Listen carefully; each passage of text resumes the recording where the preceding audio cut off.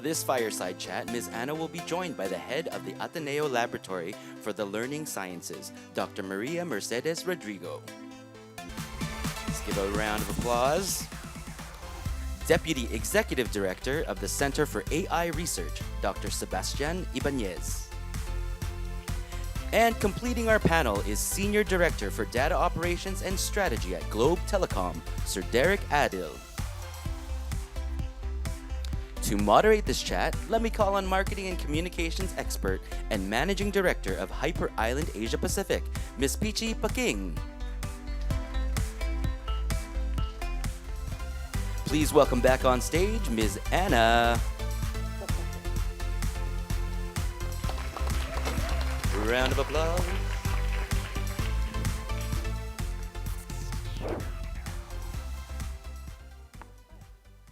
Hello. Good afternoon, everyone. Over lunch, we said we're going to make this fun. So we'll try. Okay, so thank you very much for giving your time to us. I know you could be somewhere else, but I think this is a very important place to be right now as we ask our guests a few questions.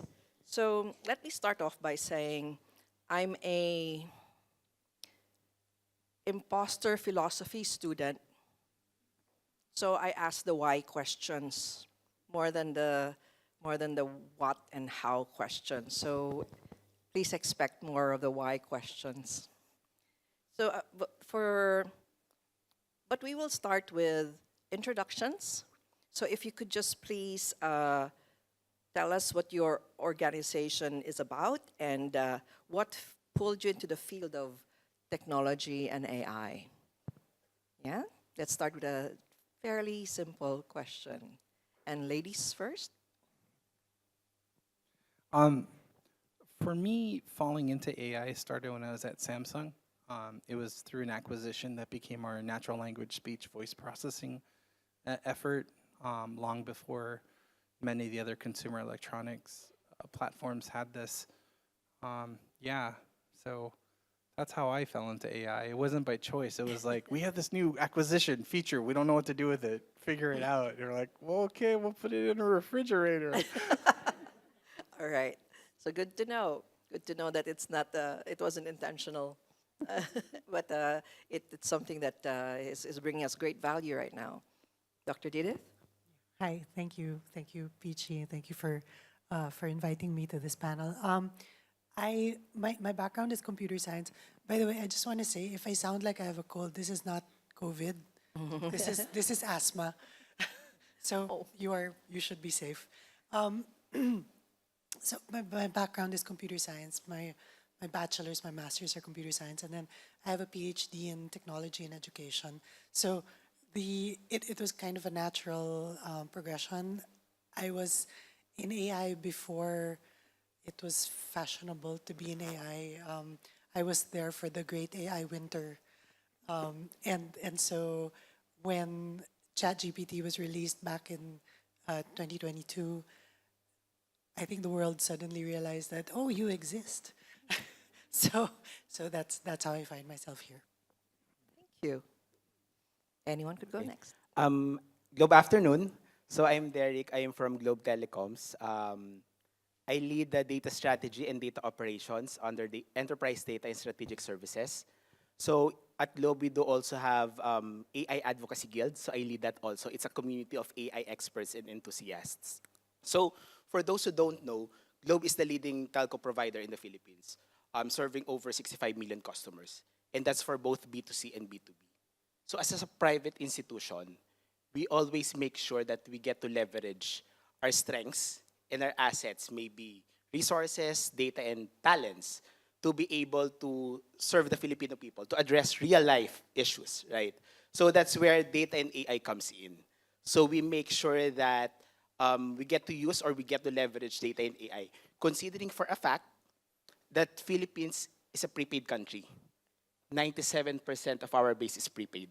So basically, there's no face or personal data linked to these numbers. So that's where we use data. We build models to infer information, behavior, preferences, for us to be able to understand our customers, because the intent is for us to create products and services for everyone, making sure that we don't leave anyone behind. And I think that's Globe's vision, making sure that we empower all Filipinos, and that there's that commitment to build a fully digital nation. That's our purpose. That's why we heavily use data and AI.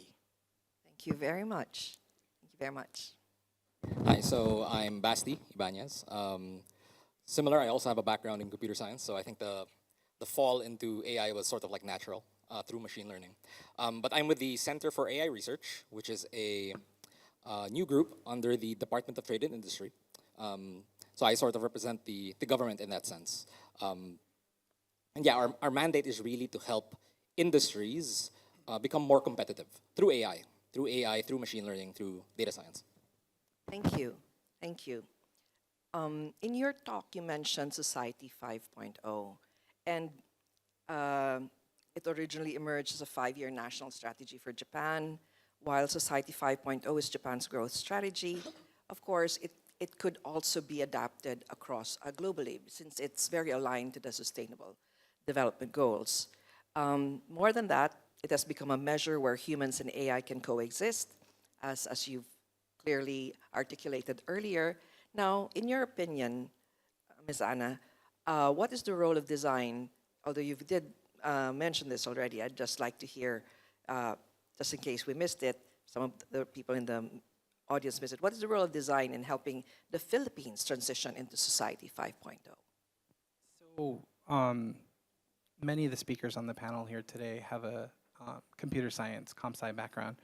I'm an autodidact, I'm self-taught, and I consider myself to be a T-shaped designer. I lead global engineering teams, I design, I also run businesses. And I would encourage, before I get into the question here, each of and every one of you to think about how do you stretch a little bit wider, go a little bit deeper, and become a T-shaped individual, because it's T-shaped individuals, like everyone up here that has an engineering background, deeply cares about design and studies it. We need that of everyone here in the audience. So as it relates to designing for this digital twin, I can't honestly say that there is a tangible example that exists in the world just yet. There are prototypes. Toyota City from Woven is one example. The entire city of Shibuya in Tokyo, that's a project that will be completed in 2029. Like, these are long-term endeavors. Shinagawa Station, if you've ever been to Japan, that's where Toyota's new headquarters is going to be based. That's like 2030 something. And so we're shaping what this means today. And the problems and the challenges that we face ourselves are, what are the physical elements that are going to go into these environments, whether it's here in the Philippines or elsewhere in the world? How much of the physical environment, as we design in partnership with the structural, architectural, systems engineers, are going to be hard facets that may not be always readily upgradable, making sure that the thinking and the selection of the technologies and the componentry are modular, and that ideally are invisible and magical, and also upgradable to the design work and effort that we do. So it's really the best way to stay up on top of this is just constantly comb the web, design, architectural sites to figure out where each of these geographical locations in the world are progressing with this endeavor. And that's the only way to stay on top of it, because we're literally creating and living this science real time. And I'm sure we're gonna get a lot of it wrong. Some of it we'll get right. And the stuff we get wrong, hopefully each and every one of us that may be messing up and getting it wrong will document it. So we have studies that the next generation or the next team won't make that mistake and can learn from that epic failure. That would be my advice there. Oh, thank you, thank you. You said the word that's magic to me, just learn, because we're not going to get it right the first time, for sure. So you can bet on that, we're going to make mistakes and we will have to learn. I'd like to sharpen the question for the rest of the panelists. For Basti, what are the government initiatives that are underway to prepare our country for something like Society 5.0? So Society 5.0, my understanding of it is it's really Japan's vision for what the future will look like. And naturally, when we look at that, that's really from another country's perspective. So we kind of want to have that same roadmap for the Philippines, and that's why the Department of Trade and Industry recently launched the National AI Strategy Roadmap 2.0. And really, the goal of that is to prepare for the future. And it has a couple of important strategic pillars that it tries to focus on, like upskilling our workforce, reskilling our workforce, making sure that we invest more in R&D, making sure that we govern AI responsibly, equitably as well, and other aspects as well. But the Center for AI Research was created in response to that, to operationalize some of those visions. And naturally, our goal is to sort of like work on the ground to make these things happen. We actually just launched last July, so we're a very young organization, but already we're hard at work. So yeah, these are some of the things that we are working on, and that really involves breaking down barriers between government agencies, different industries, as well as connecting with the academe, right? So the academe, the industry, and government, they really have to work together to really build the society that we want. I totally agree. It has to be the entire ecosystem working towards it. And for Dr. Didith, same question, but what do you think is the role of educators in Society 5.0? How can teachers and the education sector navigate the changes that AI would bring? That's a really hard question, Peachy. They just wrote it, and I'm just reading No, it. they clued me in on it before the session, and as you try to give it some thought, I think the challenge is, in the best of all possible worlds, of course, we should be able to use AI to enhance the teaching and learning experience. I'm a great believer in trying to equip our teachers, because everyone in this room knows that our public school teachers in particular are tremendously under-resourced. They don't have all the tools that they need to be able to teach effectively.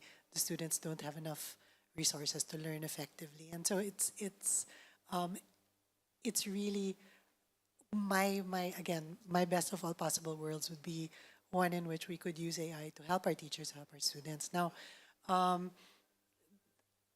to sort of pull back a little from that, it's such a tall order, because we have schools that don't even have electricity. So how can we even start to talk about AI?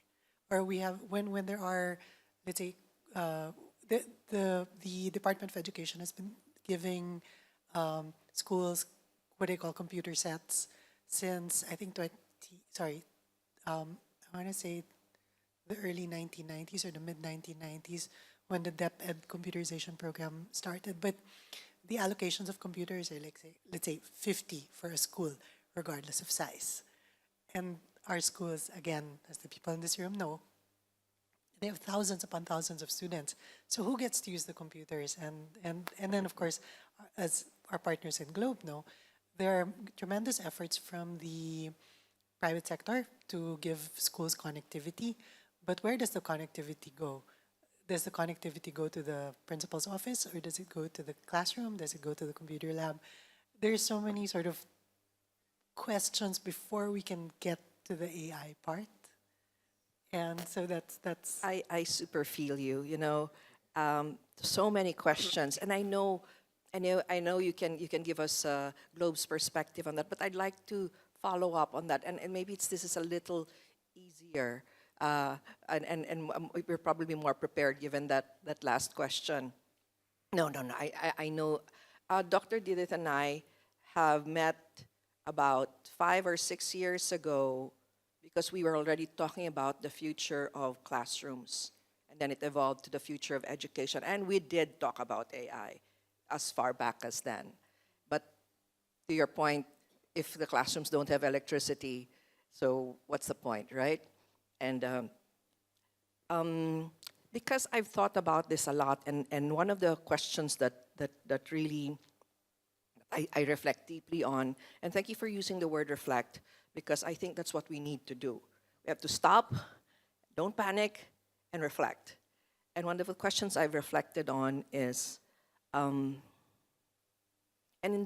particularly the role of schools, because clearly we are moving, if not already, in a very technology deterministic world. Our technology shapes our world. I heard Dr. Bambi earlier, or Dr. Pamela earlier, talk about ontological design, and it's very related. What we design designs us back, and currently we're designing technologies that shape us and makes you question: do we really have agency today, or are the algorithms telling us what milk formula to use, or what? I was looking for pens, and I don't know if I actually chose this pen or someone else chose it for me. And the question I reflect on is, what does it mean to be human in a tech deterministic world? Because education will play a part in that.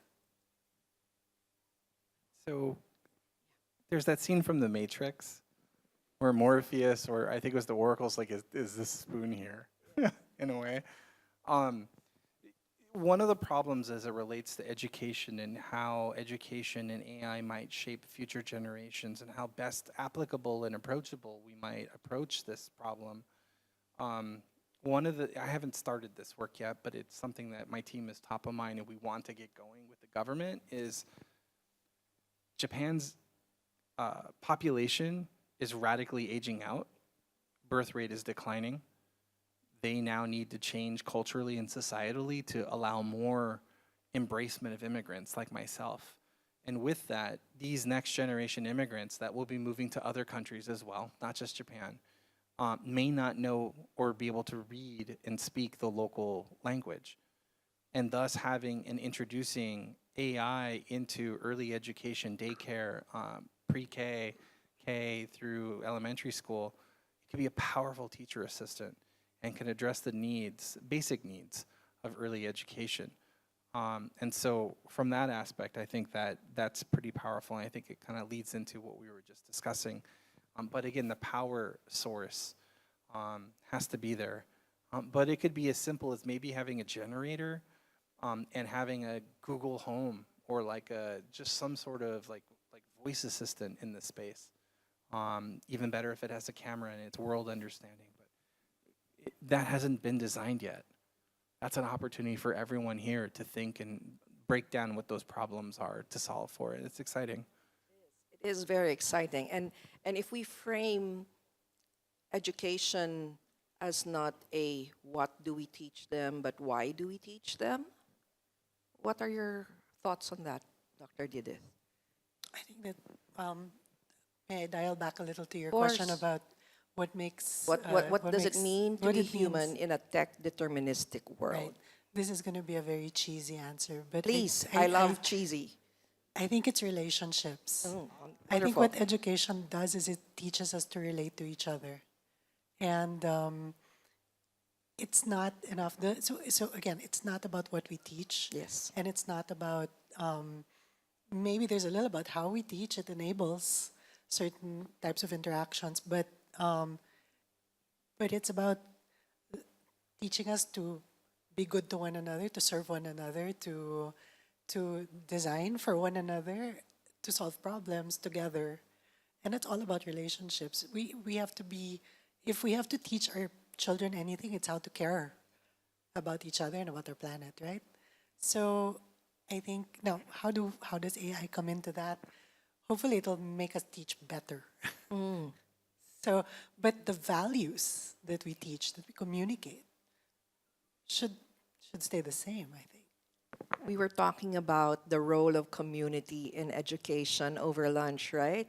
And this super resonates right now when you say, what does it mean to be human? It's this, we are capable of building, maintaining relationships, and it's this human connection, I think. And I will throw, because we're in connection, I'll throw the question to you, sir. And I know as a brand, you have certain aspirations and ambitions. to maintain this human connection. And through your work, how does it play out? Can you give us some insight on how you're using these technologies to strengthen and further and broaden, deepen these connections, these human connections? I think more than the challenges, because we know that the challenges or the issues has been there for quite a long time already. Um, I'd like to look at this more as an opportunity and accelerator for us to catch up, to speed things up.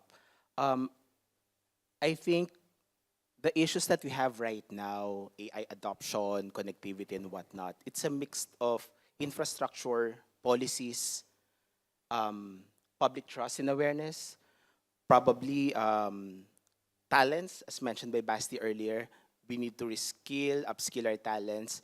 So when we talk about connectivity, when we talk about infrastructure, it's not limited to connectivity. We can also talk about data center, energy, devices of our customers, of our consumers. So there's a lot to talk about.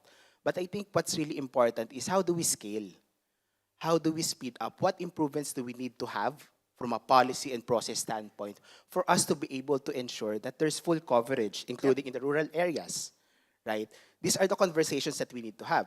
In the context of policies, who from the government actually covers digital literacy, for example, whose mandate is to champion that all Filipino people knows how to use internet.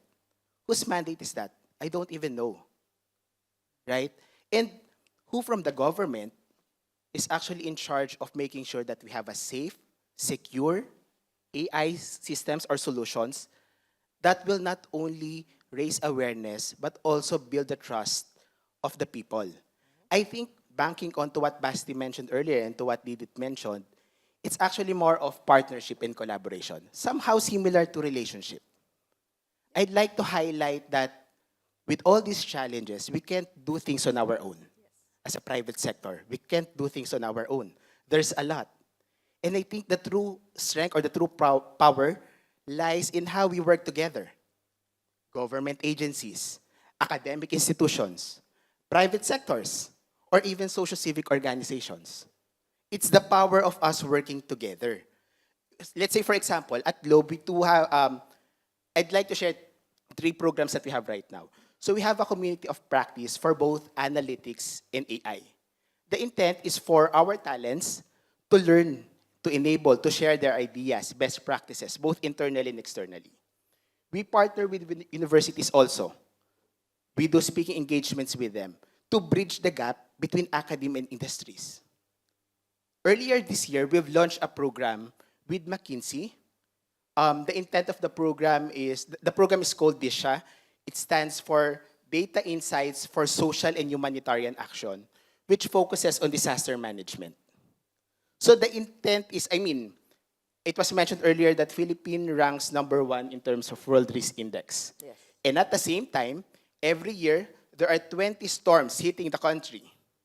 So what that initiative or DISHA provides is it provides NGOs with actionable insights that will allow them to distribute or appropriate their limited resources in a more timely manner to those sectors that are vulnerable. We can go on and on, but what I'm trying to say here is there's power in collaboration and partnership across the sectors that I have mentioned because we get to pool resources, talents, expertise, skills. Hence, we can be more impactful and the solutions are more deliberate. Thank you. Thank you. You mentioned policy, right? So I'm going to jump into that policy discussion. Oliver Patel, an AI governance lead of a pharmaceutical company, has this 5 Ps for AI governance success, and I'd like your reaction.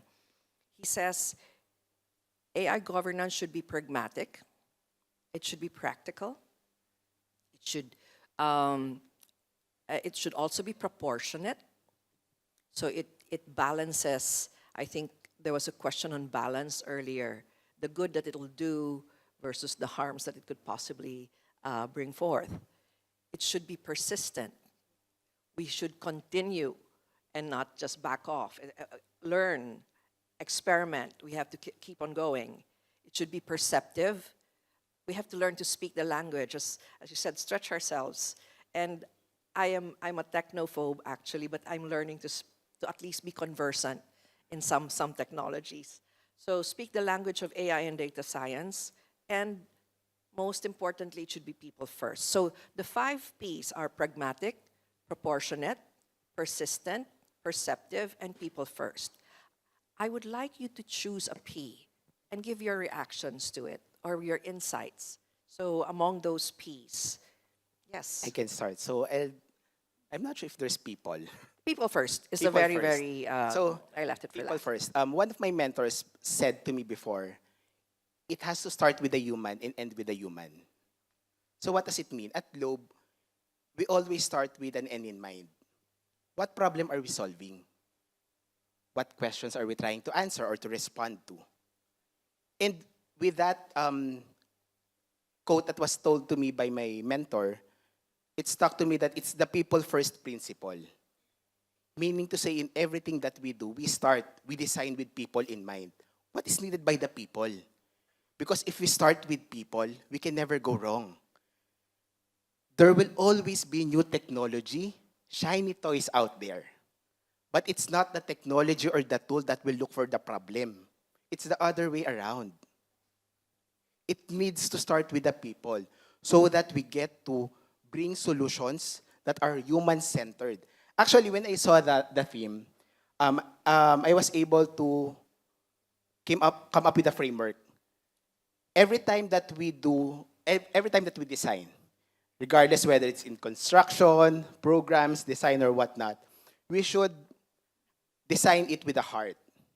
I will try to relate the heart principle with what was mentioned by Patel. Actually, I was following him on LinkedIn. So heart stands for, it has to be human-centered, so that if it's human-centered, for sure, the human is happy. It has to be efficient, hence it's sustainable.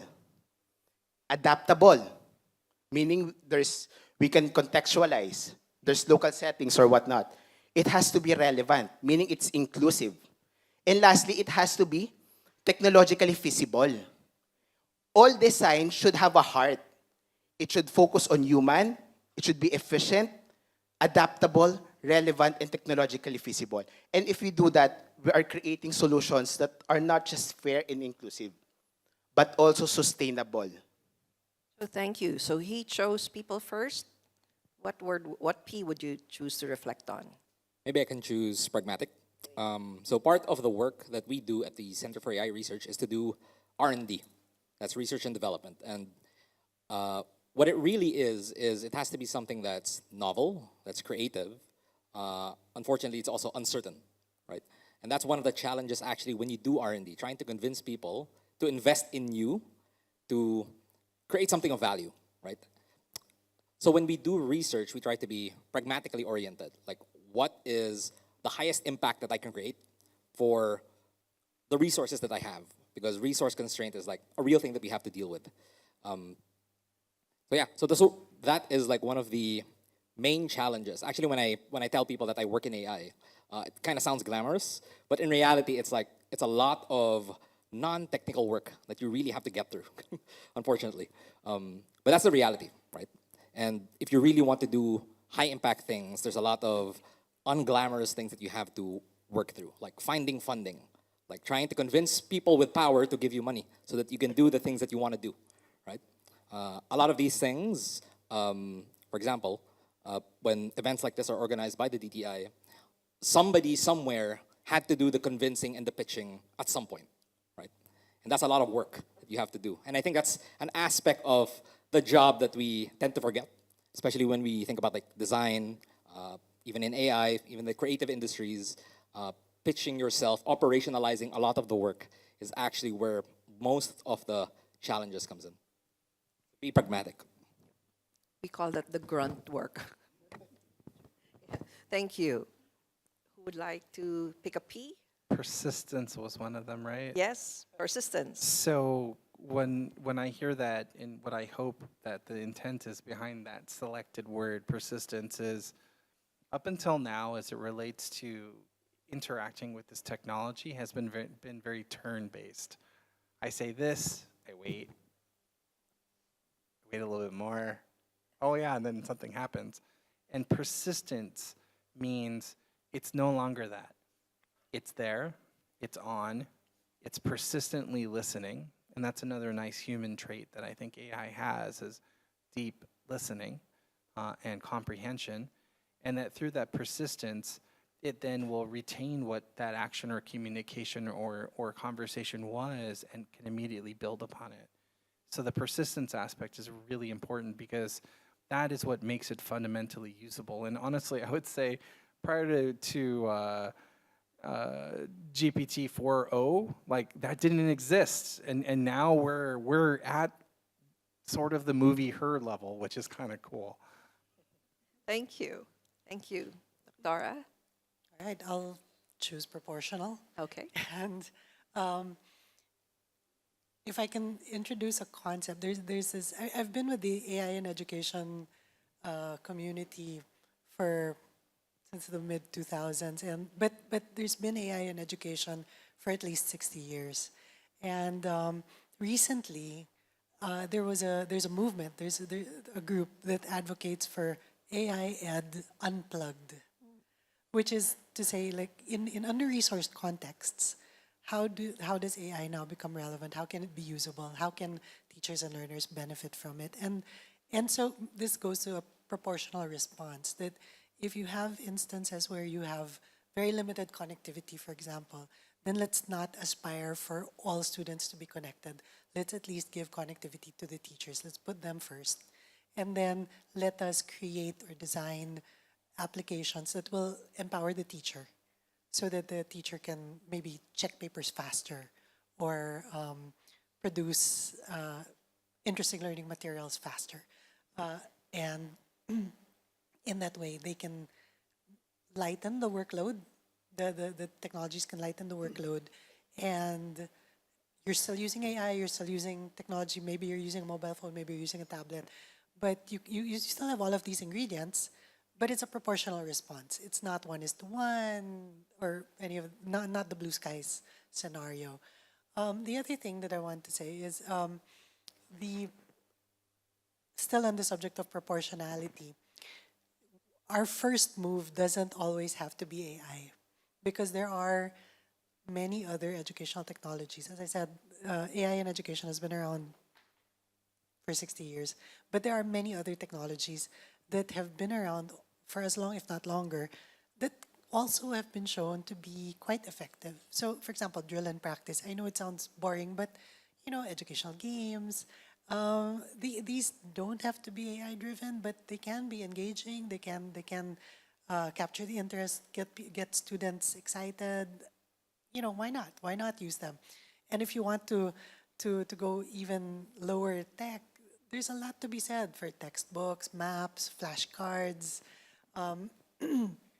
These types of technologies have been around forever, but if used well, if used properly, if in the hands of a capable teacher, they can be as effective, if not more effective, than all of our fancy toys.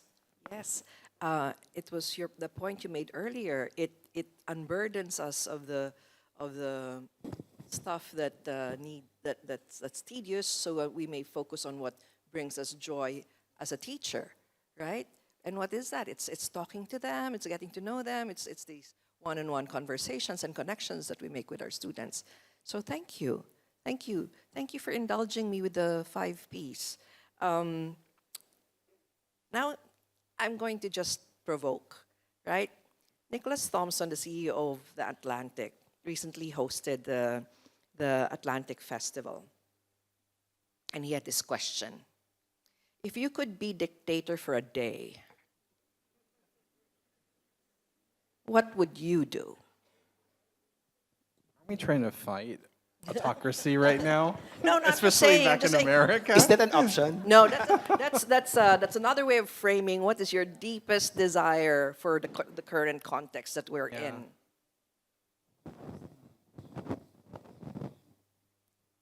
I'll give you a minute to think about it because I'm watching the clock.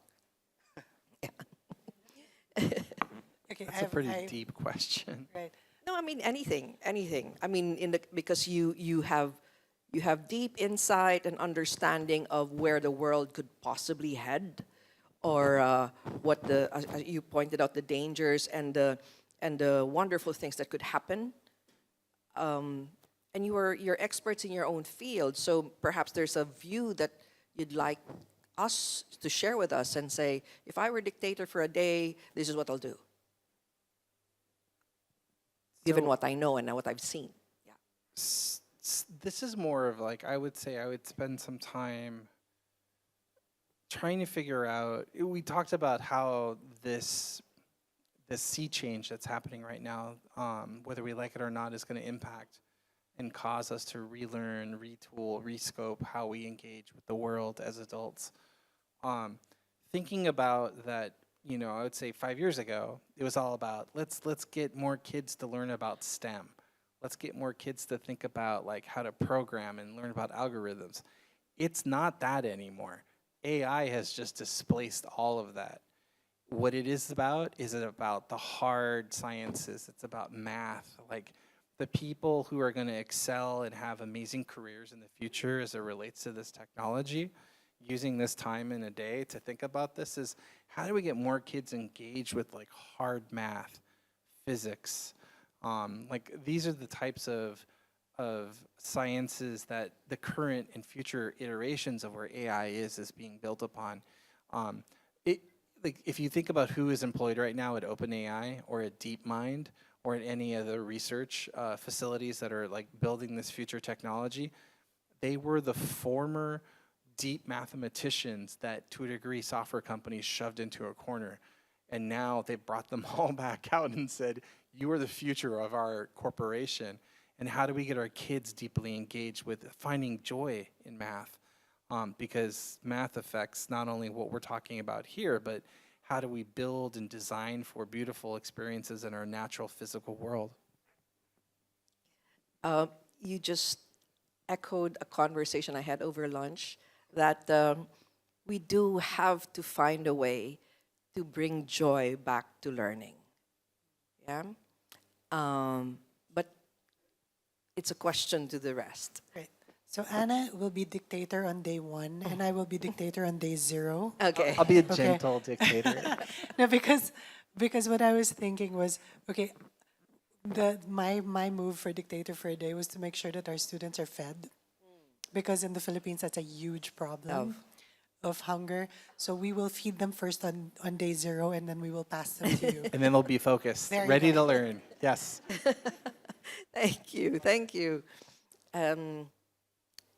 It just makes me think about we really have to get the basic needs addressed, right? We can aspire, we can dream, but I think we should focus the dreams more on getting the basic needs addressed. So thank you. Thank you for that response. Who would like to go next? I guess if I were a dictator for a day, I'd fund all my projects, like, instantly. That's a cheeky answer. Day 3, fund all our projects. But I think, as somebody that works, like, within the government system, I can empathize with a lot of the bureaucracy that sort of slows down a lot of the good intentions that good people have. I think we often forget that there are actually a lot of good people that work in government that really want to, change the Philippines for the better, and they're really held back by all of the red tape that they have to go through just to get funding approved, budget approved. Helping lighten that load is something that I would focus on, so that a lot of more good can come out of our public service. I think that's something that I would focus on. So from day 1 to day 2 of Your getting day the 4, basics, sir. Day Your 4. getting the four. fund, on day 4, I would request for us to exploit AI. I think I saw a quote from Stephen Hawking. He said that with this era of AI, we don't know whether it's the best or the worst for humanity. And we don't know. I mean, no one can tell that. I mean, we're all on the same page. But let's exploit. I mean, let's try to automate the repetitive tasks. Let's try to enhance or amplify how we do things so that we get to focus on what really matters. Relationship, family, happiness. Right? Let's not Joy. be scared. Great. So we have I hope you're looking forward to the rise of 4 dictators for a day. Yeah? Okay, so I'd like to move on to something that concerns a lot of people in the audience, and it's about creativity and originality when it comes to AI. I'm sure I see a lot of heads nodding. And just a short anecdote. I told you I'm a technophobe, but what I did was I asked my friend who wasn't a technophobe to say, and asked him to, can you scrape all of my husband's paintings on the internet and try to create a version of his painting? So he generated several, and I have to tell you, it looks exactly like my husband's paintings, right? But of course, it takes a keen eye to look for those little angsty brush marks and all that. But There'll be some weird oddities yes, in there there's for just sure. yeah. So I think I'm just continuing the conversation on experimentation. Right? We have to experiment. We have to try things out. We can't be scared of things we haven't actually touched. You know, it's not a ghost. It's just a tool. And as much as I had my apprehensions, I wanted a bridge from those traditional artists who would say, or purist artists who would say, no, no, no, AI will never touch my work, and those who are generating beautiful works of art aided by AI, and there seems to be a divide, and I say, there shouldn't be a divide because it's a tool. It's a new tool that can help you. Do you agree? So I thought about using Gen AI in my presentation today. I still can't use it. Like, I know you know, that this is fake. No matter how good someone tries to make it, there's just like almost like this innate sense that like this is not that it's fake, it's not good enough. Like, whether it's a photograph or a video or an illustration, I just know that humans, other creatives can do better, and it's not there yet. It's great to generate some basic stuff. Like, I tried doing like, give me some visual imagery for the theme that I'm talking about that may be like Dune based, and it was like, oh, this is ugly. I'm like, no, family photo. Yeah, I'm sure it's gonna get better, but like, but you have to play and you have to learn how to use it, and that's the thing. It's not a matter of will it. Yes, it will. It's a matter of when. So yeah, I hope that answers It and does. provides my point of view. Thank you. But we'd like to hear the rest. I guess from my perspective, I have a lot of friends in the creatives industry, and half of them don't like AI primarily because they feel that existential threat to their profession, which is understandable. But there's also, it's a double-bladed sword. On the other side, me personally, I'm not that good when it comes to like art and stuff. So I tried that out, using it for its art capabilities, and it can help me do things that I thought I would not have been able to do, right? So in that aspect, it augments my workflow, right? But I think that in order to have the conversation about it, you have to be aware of it, aware of its limitations, what goes into training these models. A lot of people bring up that, you know, I don't consent to my art being used in training these models. And we should have that conversation, but it can't be from just the side of the scientists, the engineers developing the models. Creative people who work in that design space, art space, they also need to be able to talk about it with eloquence. And that requires you to be exposed to the tool, to know what it's capable of, to see where it's going, so you can speak on it more informedly, right? So that you can contribute to the conversation of policy, right? If we want to be equitable, everybody needs to know what it's all about. Yes. Thank you. I totally agree. I'll speak about this maybe again from a slightly different perspective because I'm coming from computer science. So we don't exercise the same types of creativity as maybe some of the people in this room. We don't really do illustration. Many of us, not all of us, some of us are capable of artistic works, but most of us can do stick figures, and that's about it. And I think In our case, though, I think a lot of, well, okay, a little bit of context. I advise, and my lab is home to the game development majors. So we challenge them to, create games about, and it's always games about something, right? Games are always about something. What is the something? And we try to encourage them to do something Filipino, something with a Philippine theme. So for a long time, it was about, let's say, Filipino heritage, Filipino myths, teaching students love of country using games. These are the kinds of themes that we would try to cultivate. But with the advent of ChatGPT and related tools, it's so easy to make a game now. I have high school interns who come to the lab, and within 5 days they have a game running, from assets to mechanics. It's completely running. So now the challenge to our students in college is, how can you do better than this? We know you can, if all you have to do is generate the code, we know you can generate the code. There are tools to help you do that. And in 5 days, we know you'll have something running. But where's the plus factor? What will make you better? Where is the creative input? And again, will it come from tying the theme of the game to something that's something rooted in our culture, something that will, and this is, we think of this as a way to, it's our way of contributing to the digital preservation of our culture. Because if you play a lot of games, you'll see that a lot of the mythology is Norse or it's Greek, but where is Amihan in all this? It's not. She's not.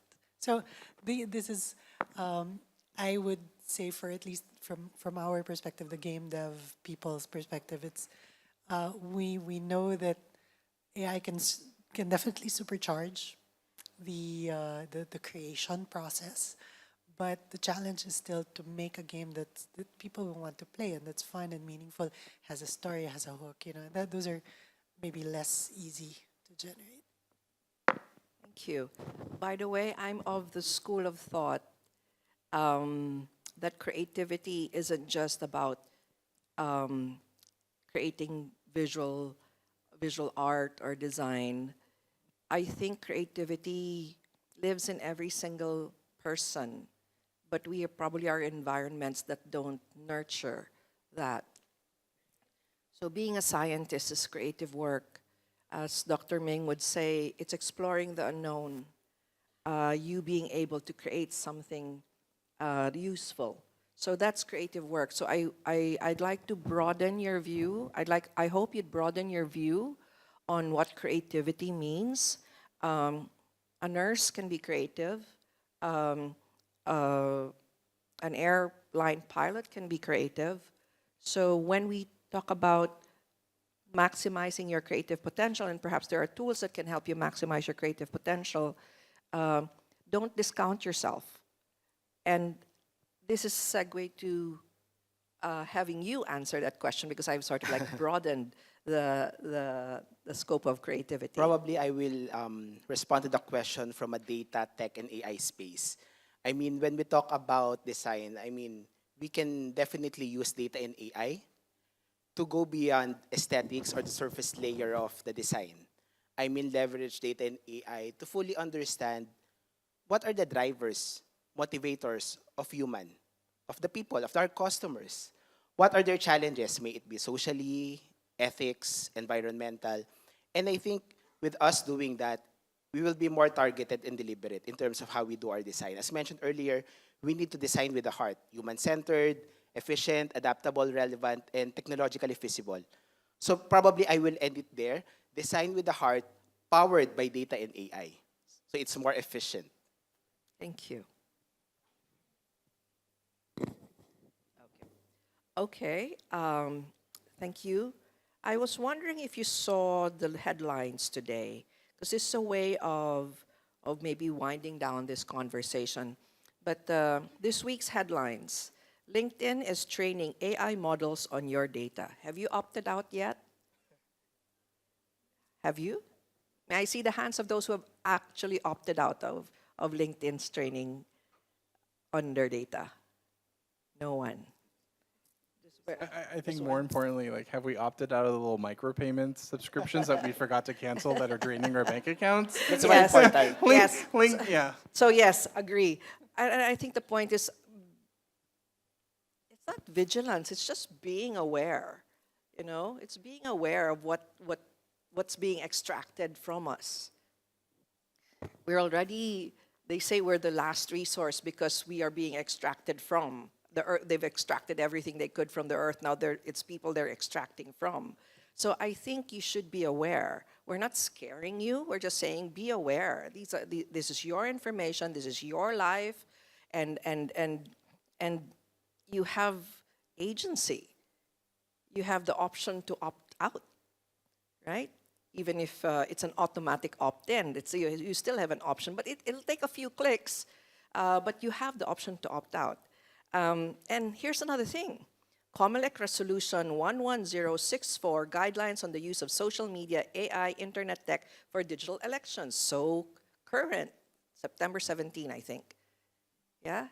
So do you know these things are happening? And again, going back to being aware. So I'd like to I'll be opening the floor to questions in a bit, but I'd like to sort of wrap up with the question about being a dictator for a day. Because the two responses that Nicholas Thompson received was, first of all, transparency. Transparency to make sure there's no algorithmic collusion. And the other framework was questioning, I don't know if you know this, but you have to read up on it, Section 230, which is the Technology Act. And it's just really about what goes out there is not the responsibility or accountability of the platform providers. It's still about people. But in the age of AI, as you said, the game will be totally different. It will be totally different. And therefore, maybe as far as regulation and policies are concerned, we have to rethink it. And maybe we should flip it. So I'd just like to leave these thoughts with you as we wrap up. And I really go back to the word agency. Sometimes you'll feel like, oh, it's so big. It's so big and I'm so small. Yeah? It's so big, the problem's so big, I'm so small, what can I do? Said 800,000 people, or perhaps the number of people in the Philippines. What can you do? You can do so much. But the first step really is to be aware. And at this point, I'd like to thank you for listening to this banter amongst experts. I count myself out of that. So among the experts. Nerds. We're all nerds. All right. So thank you very much for your time. I think we have 10 minutes left to take some questions from the audience. Let's do the same thing they did. Let's line up and ask the question in the previous session.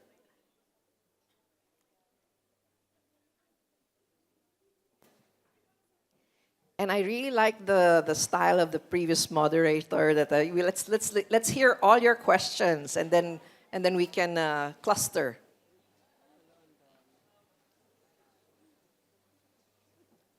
Yes, sir. Do you have a mic? Okay. Hello, it's me again, Dominic. In regards to AI, there is this video game that I came across with it, which is a 2001 game called Metal Gear Solid 2: Sons of Liberty, centralized around an AI trying to generate enough information how they could be able to make themselves more improved by simulating a previous mission of an agent that they encountered named Solid Snake. So with this previous mission, they are trying to make themselves more informed on how they could control society by trying to filter out information, trying to control human behavior, filtering out information, creating context rather than controlling content.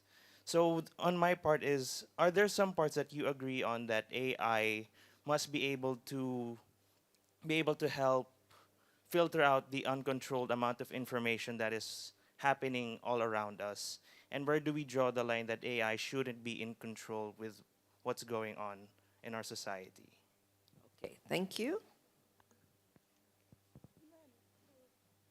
Okay, so I love the fact that there are multitude of sectors represented here in the panel, and even though my question is in specific to education, Anna, you mentioned earlier when you talk about mitigation plans for harmful instances or risks, so a so often brought up solution or strategy is to bring in ethics or more liberal arts into the hard sciences that you've mentioned. So for the panel, I do want to ask, do you believe that that is an effective strategy? So thank you. Thank you. Good afternoon, everyone. So I'm Trisha. I'd love to ask the panel a question. I'm going to read it because I'm nervous. But I'm also a big fan of philosophy, so I'm always the person asking why in conversations. I think for context, I think we all see how people have been impacted by the digital age, whether it's positive or negative, in their own way. With social media as an example, connection has taken a different form. People less being inclined to go outside and being reliant on screens. And also the idea of optimizing everything is already out there. So somehow I'm just a person trying to comprehend how to blend being one with nature and being a human being, being present, while embracing this technology-driven future we're obviously headed towards. So as a person who actually likes doing the mundane things in life, I'm personally afraid of losing our humanity and even being perceived as just a data set. So to take a step back and look at AI as a whole, why do you think AI is a necessary part of our growth as humanity or as people? And how do we navigate this big change? Thank you for that question. Hello, good afternoon. I'm Jinrik from Research Institute for the Futures of Education at Ateneo.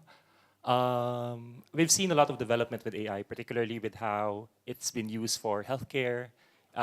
Recently, it has been used to create art and music. So we see how its knowledge and language has continuously developed over very rapidly in the past 2 years. My question, though, has something to do with one of the most recurring criticisms with AI, which is its indifference. Meaning that despite AI's development, one criticism that people have against AI is that it lacks the capacity to understand, if not construct, genuine emotions. Such as in the field of education, for example, critics emphasize that AI can never replace teachers because AI cannot build the same interpersonal relationship teachers can have with their students. Now my question is, what do you think are current developments in AI that aim to address this gap of AI's lack of capacity to have genuine emotions? And if you feel like if there is a possibility that this gap is addressed, I'm very curious, like what shifts do you see happening in our social dynamics and social structures at large? Thank you. Great question. Thank you.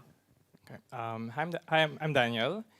So my question is, so in the past years, we saw case studies from various democracies worldwide, how social media, mostly tech platforms from superpower countries, has a profound impact on local politics, elections, and in effect, the quality of life in different countries, including the Philippines. So now with AI even more rapidly embedding itself into our daily lives compared to social media, what unique challenges do we face compared to previous technological revolutions in ensuring that, excuse me, in ensuring that this even more powerful technology is controlled to prevent negative societal impacts, such as the potential erosion of democracy? And follow up, how do we then design and enforce international and even more importantly, local policies around AI that considers the dangerous overlooks from previous technological revolutions? Thank you. Thank you. There's a long line. It's just the line all the way up there The to line the is top. huge. All Yeah. right, I'm already telling the organizers the line is long, huh? So Can I quickly answer yes, the previous please. questions? Can you? Yeah, Can you so then maybe we'll answer the next snake. batch. I'll start with snake. Not like the Metal Gear Solid thing. So as it relates to context, that's gonna basically come back to the individual to be discernible, to understand what is fake, what is not intentional, and really sort of for you to dive into get what that actual meaning is you need to make a decision on or take action on. I think that was the aspect of his question. The next question as it relates to liberal arts.